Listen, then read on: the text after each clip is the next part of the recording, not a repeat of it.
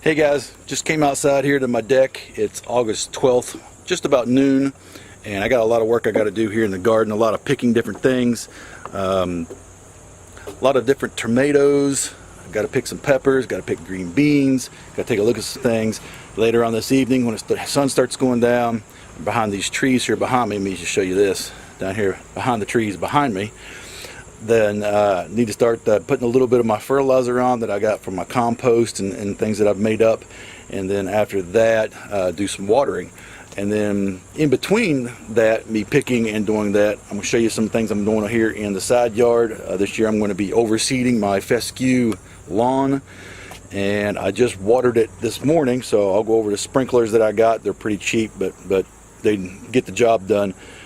Do that, show you what I'm going to be putting down to kill some weeds in 21 days from now. About the first week of next month, which will be September, I'm going to start putting down some seed. I'm going to start doing some videos on what I'm doing down in the lawn.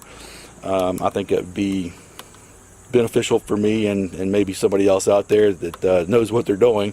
More of a do-it-yourself homeowners type of thing instead of a professional, lawn company that goes out and they have all these different chemicals and things that they're spraying and all this stuff.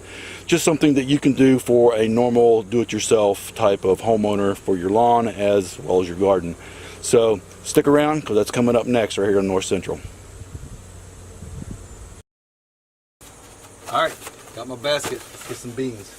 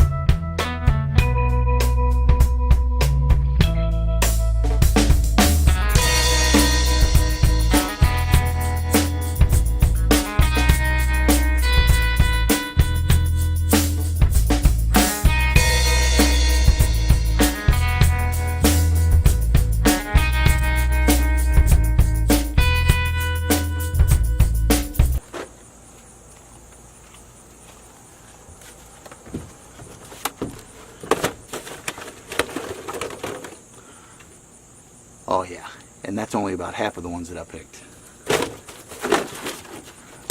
That's a great little harvest right there off of just those little tiny plants in my garden.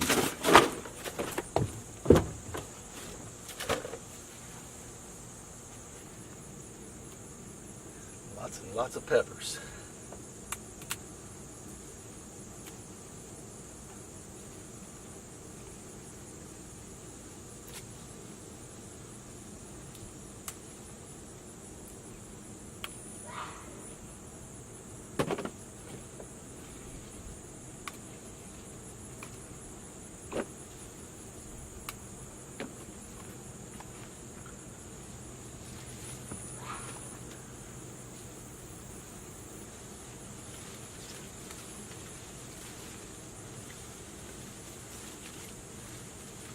It's a great big plant right here. Still doesn't have any peppers on it. So you know what? It's out of here. Not playing around with it anymore. If you don't produce, you don't solicitate.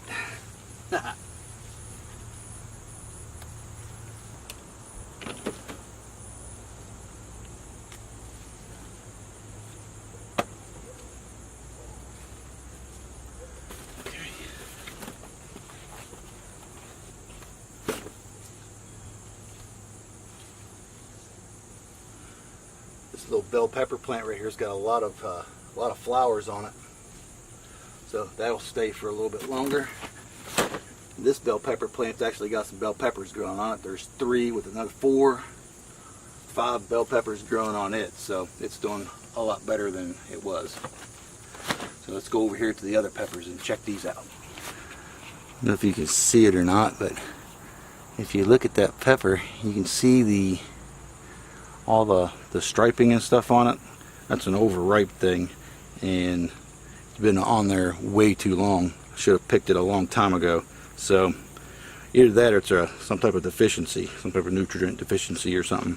But I won't be using these, unfortunately.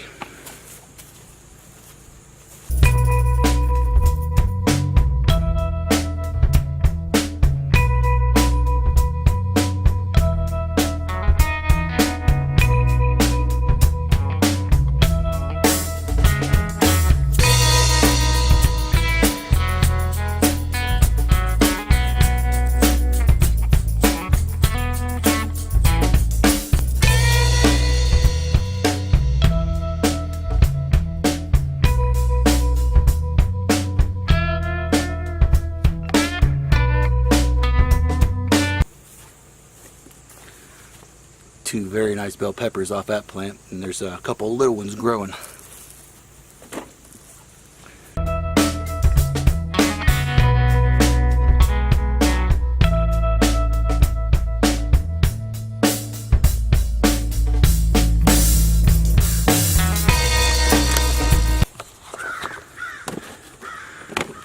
Looking pretty good, looking pretty good. Let's look at the tomatoes now. They're looking great, as you can see. They're nice and pink. Of course, they're pink Brandywines. And this is a good looking ripe tomato.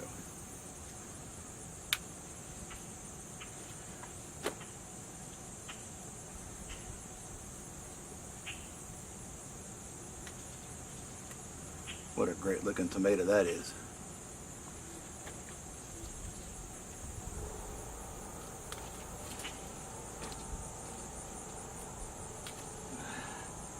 That one's been eaten, unfortunately.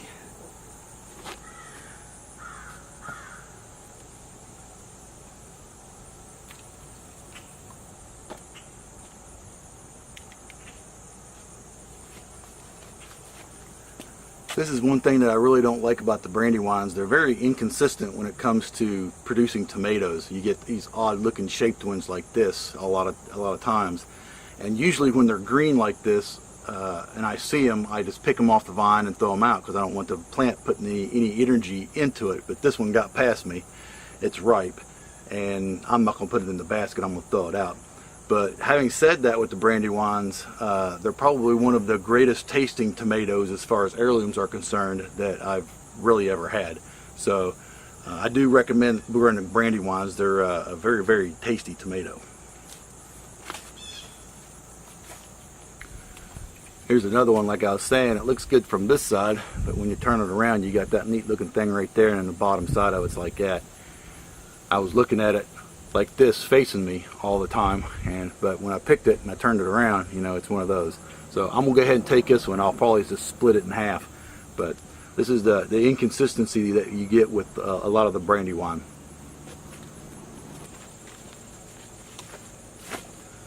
So this is a steakhouse, and as you can see, it's split. It's still usable. I'm still going to keep it, but for the most part, they're like this. Now they're orange, so they're not fully ripe yet, but I don't know when exactly I want to get back out here in the next couple of days to pick them if they go ripe. And I want to get them, I can always just take these and set them on the inside on the cabinet, and they'll ripen right up on the cabinet. They're already starting, so it's not like I was picking them green.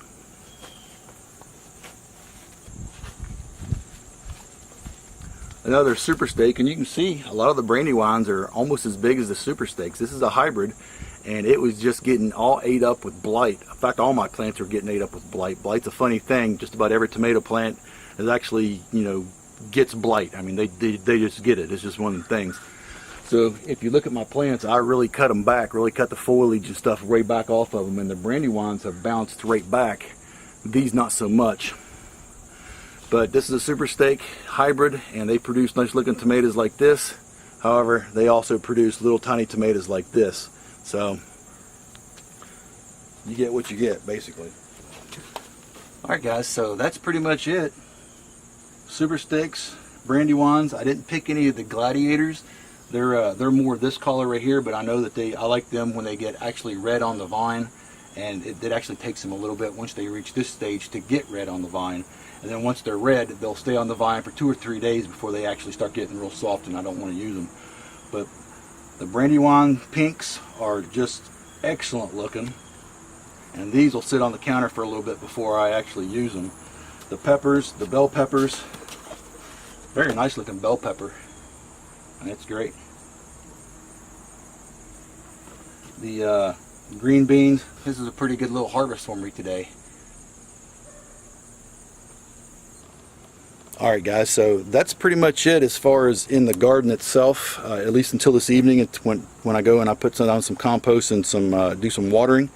So let's go over here to my side yard where I was sprinkling, and I'll show you the sprinklers and tell you a little bit about what it is that I'm going to be doing out there. Alright, so this is my sprinkler, and it's an above ground sprinkler because I don't have below ground sprinklers. I'm just starting something new this year, trying to get a little bit of control over my grass that I have. Tons of weeds in it, clover, chickweed. There's some of the clover, right? So it's all over this yard right here. I'm just going to do this section right here. I don't even know how many square footage it is. I haven't measured it out yet, but I'll have that on a video that I'm going to do next week, or at least in a couple of days. I went this morning, hooked up my water hoses and stuff, and sprinkled this thing in pretty good. Got just about 3/4 of an inch of rain, or of water on the ground, and I know that because I put little cups out and I checked the measurements in them. But I had to do that and then wait 24 hours because the ground's got to be kind of wet, and it said that if the ground was dry, to water the grass 24 hours before you apply this. This is just Ortho Wheat B Gon with crabgrass control, and it kills over 200 plus weeds in the yard. I won't be spraying this stuff down. This is, you just connect it to your water hose and spray it. I like that a lot better. You know, I've got a couple different sprayers, but you know, it would take forever for me to spray this yard down. This will be a lot easier. Just connect it to my water hose. There's no mess, no fuss, no measuring. It's already right there. Now it does say to do this in the spring when the weeds are young, but you know, this yard's 14 years old, and you know, I haven't really done a whole lot to it, but I'm gonna start getting serious in my lawn. I definitely want my yard to look better than my neighbor's yard. So that's the plan. So I'll bring you along whenever I start to put this out. And I did run my sprinklers this morning for about 2.5 hours and put down about 3/4 inch of rain, or of water on the ground. So that's pretty much it for right now, until this evening when I put down some some of my compost and stuff and water my plants, and we'll see that later on this evening. Hey guys, so I have to apologize. After I showed you all the sprinklers, I went inside for some lunch because it was, you know, noon, and I came back outside and I didn't have the camera with me, and I started a new little project. So bear with me as we walk over here to it. I got this big black pipe, and if you've seen any of my videos, I'm sure in the background you've probably seen it, and it's just a irrigation pipe. You can get a nice little view of it there, that black thing there just behind me. Get a lot of water back here on this hill here behind me, and a lot of springs back there, and I'm putting this pipe in. But this pipe has been here for quite some time, so I'm digging a ditch through here to put this pipe in the ground finally. I've had this pipe for probably about, oh wow, it's been laying out here for probably 5 or 6 years, and it's, you know what, it's time to get it in the ground. So I know some people could probably say that you know, I could probably get one of them ditch digging machines, and the way I see it is there's no reason to have a ditch digging machine because I actually have a diesel shovel. And for those of you that don't know what a diesel shovel is, this is a diesel shovel. And for those of you that don't know why it's called a diesel shovel, it's because diesel fit them, right? Diesel fit them, diesel shovel. A little bit of manual labor will never hurt anybody. Anyways, I figure I can come out here and every day or whenever it's not rainy or too hot or something like that and dig 3 or 4 feet. This thing's about 60 feet long, but so if I dig 3 or 4 feet, you know, every day, then pretty soon it's all going to be in the ground. Now this ground's really, really hard. It's mostly clay and sand. It's sandstone, and it's compacted, and you get a lot of big rocks like this in almost every shovelful. So it takes a little bit to do it, but I'm bound and determined I'm going to get, if not all of it, at least most of it in the ground this year. It's just got to go in. I'm tired of looking at it. Every time I turn around, I have to mow around it and everything else. And if I'm going to do different things to the yard that I want to do in the next few years, then this pipe has got to go in the ground, and this is one of my first steps. So it's really hot out here. I just wanted to show you this. I've dug this here. It took maybe a half an hour or so, but it was pretty hard digging, and I'm gonna go inside and get an iced tea. We're back out here in the garden area, and as you can see, it is all in shade. And what happens is about 6:30 now, these trees back here block out the sun in the back of the yard. So for the most part, that's why this over here is not doing so well. You know, the green beans and stuff, you can get away with having not quite as much shade like that, but the tomato plants and the pepper plants, and especially the beets and stuff, they need full sun, and they're only getting somewhere around maybe 5 hours a day, and that's just really not enough for them. But everything up here in the front gets a lot more sun than that. I'm talking 6-7 hours, so it does a lot better. But I need to get some watering done. I need to get some fertilizing and stuff done, and I'm gonna put my for fertilizer, I use my little compost mix that I made. Now if you saw my one of my last video, or not the last video, but video before last, or whichever one it was, about me making the sifter and sifting soil and stuff into it with the compost that I make in my composter right here. It's mostly it's grass clippings, leaves, coffee grounds, ground up eggshells, and you know, things like that. I sifted it through the sifter, made it nice and small, and now I've got it in this nice little tote right here. So we're going to get the camera positioned, open it up, and I'll see what it looks like, and then I'll put some on the plants, and then it's just watered.